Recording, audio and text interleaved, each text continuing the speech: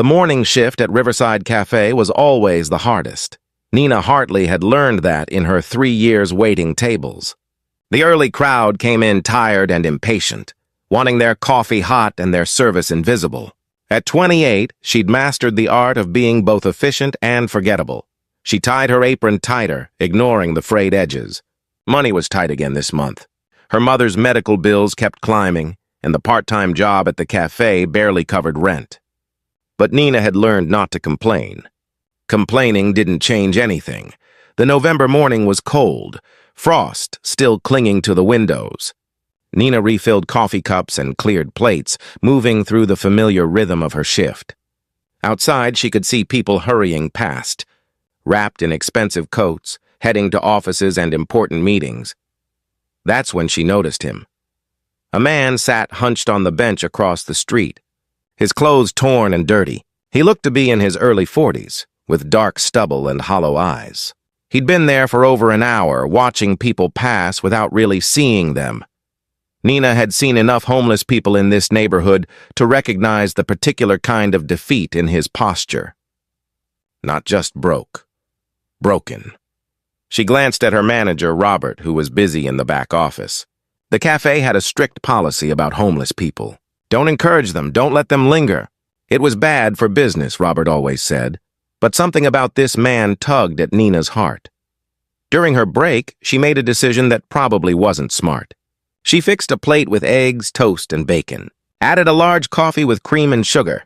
Then she walked outside, her breath forming clouds in the cold air. The man looked up as she approached, suspicion flickering across his face.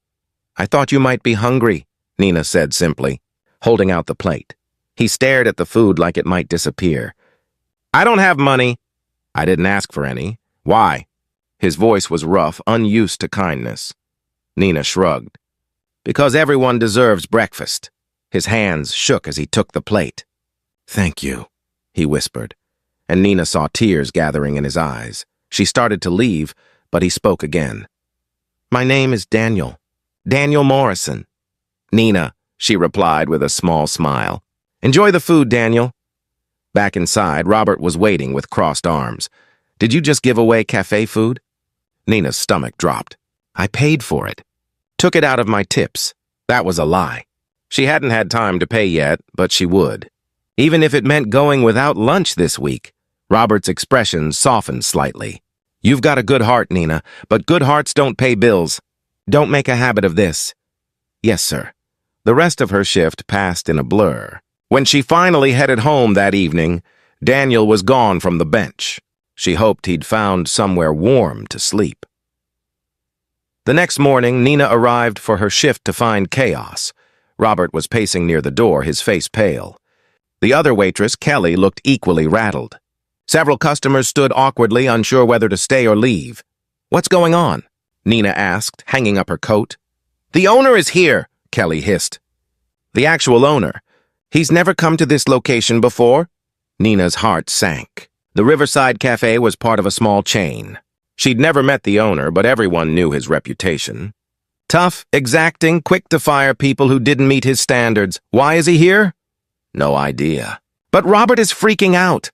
A man emerged from the back office, and Nina's breath caught in her throat. It was Daniel, but not the Daniel she'd seen yesterday.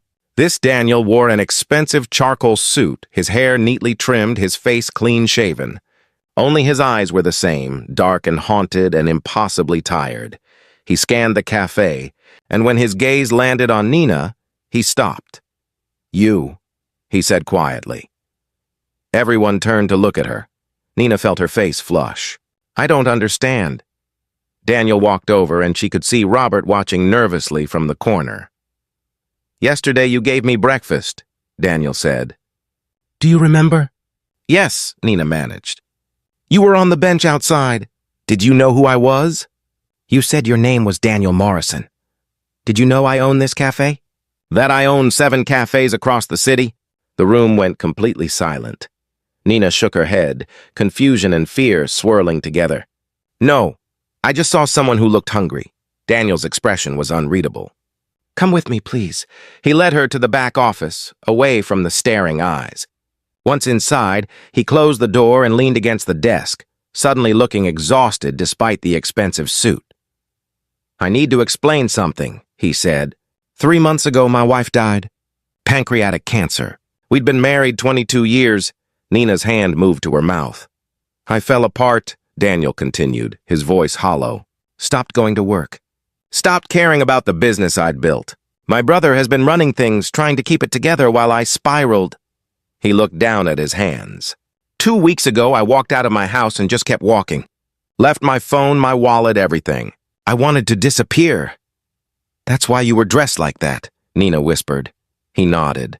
"I've been living on the streets, trying to understand how my life fell apart. Trying to feel something other than this emptiness." His eyes met hers. "And then you brought me breakfast. A complete stranger who had no reason to be kind. Who probably couldn't afford to be kind," Nina swallowed hard. "Everyone deserves breakfast." "That's what you said yesterday." Daniel's voice cracked slightly. "You have no idea what those words meant. For weeks I'd been invisible. People looked through me like I didn't exist. But you saw me. You saw a human being worth feeding." Tears were streaming down Nina's face now. "I went back to my brother's house last night," Daniel said. "Showered, shaved, tried to put myself back together. And I realized something. If a waitress making minimum wage could show that much compassion to a stranger, then I was dishonoring my wife's memory by giving up." He straightened. "And suddenly he looked like the successful businessman he was. My wife spent her whole life helping people. She volunteered at shelters, donated to food banks, saw the humanity in everyone." His voice grew stronger. "You reminded me of her. And you reminded me why I built this business in the first place. Not just to make money, but to create places where people could gather and connect." Nina didn't know what to say. Daniel pulled out his phone. "I want to offer you something. I'm looking for someone to help me rebuild. Someone who understands what really matters. Not just profit margins, but people." He looked at her intently. "How would you feel about managing community outreach for all 7 cafes? Starting a program where we feed homeless people, hire people who need second chances, create real connection in our spaces?" Nina's mind reeled. "I'm just a waitress. I don't have experience with that kind of work. You have the only experience that matters. You have compassion." Daniel's expression softened. "The salary is $45,000 a year plus benefits. You'd work with me directly to design the program however you think would help most. $45,000. Nina's current salary was barely $20,000. "Why me?" she whispered. "You could hire anyone. Because yesterday, when it cost you something, when no one was watching, when you had every reason not to, you chose kindness anyway." He paused. "That's the rarest qualification there is." Nina thought about her mother's medical bills, about the electricity bill she'd been putting off, about the shoes she needed but couldn't afford. But more than that, she thought about the man on the bench and how it had felt to offer warmth to someone in the cold. "I want to help design a program that really works," she said slowly. "Not just handouts, but pathways. Job training, mental health support, sustainable assistance." Daniel smiled for the first time. "Then we're in agreement." "Yes," Nina said, her voice growing stronger. "Yes, I'll do it." They shook hands and Nina felt her whole world shifting.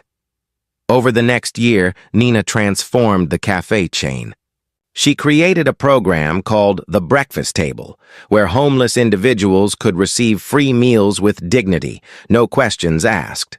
She partnered with job training programs and hired people who needed second chances. She turned the cafes into community hubs, where connection mattered more than consumption. Daniel worked alongside her, fully engaged again. They became friends, bonded by shared values and the memory of one cold November morning. On the anniversary of that day, they stood outside the original Riverside Cafe. A man sat on the same bench where Daniel had once waited, and Nina walked over with a plate of food. "Thought you might be hungry," she said gently. The man took the plate with shaking hands and tears in his eyes. "Thank you." Daniel watched from the doorway, and when Nina returned, he said, "You're still doing it, even though you don't have to anymore." "I'll always do it," Nina replied, "because I remember what it was like to barely have enough.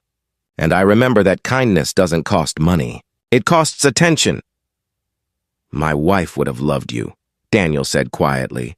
I wish I could have met her. In a way, you carry her forward. Every person you help, every life you touch, he smiled. That's her legacy. And now it's yours too. Nina looked at the cafe, at the people inside laughing and connecting, at the sign in the window advertising free meals and job opportunities. She'd learned something important that cold November day. Sometimes the people who look most broken are just waiting for someone to see them. And sometimes the smallest acts of kindness ripple outward in ways we never imagine. One breakfast had changed 2 lives. And in changing those lives, it had transformed an entire community. That's the thing about compassion.